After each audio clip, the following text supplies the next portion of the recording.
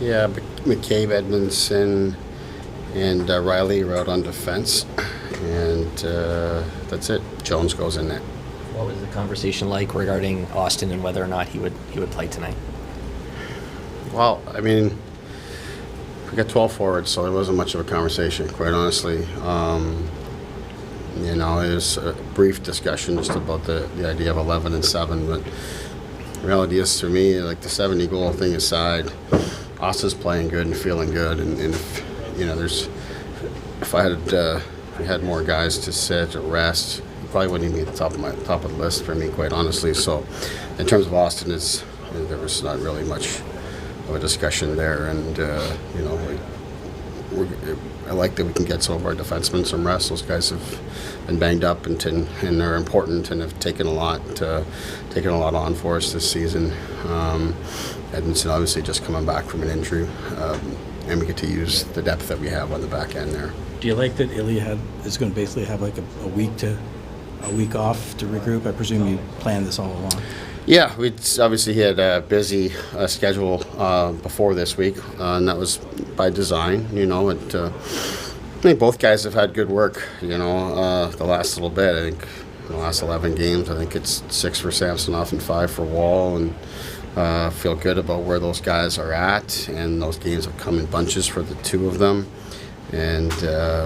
Now we get a chance to get Jones in as well, and like I say, give Sammy some time away, and focusing on his work with Curtis. And when that's been the case, he's responded very well coming out of that. So that was our plan, certainly. And Game 82 here, and we'll get Jonesy in and be ready to go from there. Any progress over the last few days on the status of Max, Callie, and Bobby? Yeah, I would say there's been progress. Yes. Is it likely one of them or some of them will play? Yeah. Well, I would say all three are possibilities for sure. Yeah.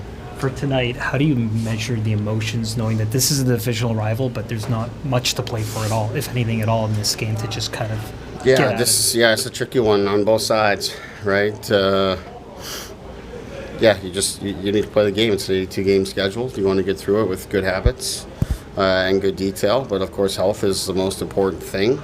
Yet it is on the schedule, and you gotta play the game. So that's really it. And for us, we want to just feel good about our game coming out of it.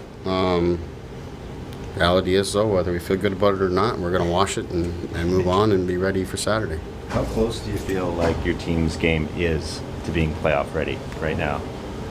I feel good about it. I think we've played a lot of good hockey here in the last couple months. It hasn't been perfect. It's been there's times, there's things that we haven't liked for sure, but how much of that is our team game, how much of that is the nature of that we've in essence been playing for not very much here the last little while. I think that's you look around the league, there's been a lot of situations where that's the case, where teams are just biding their time to get through the regular season and into playoffs. So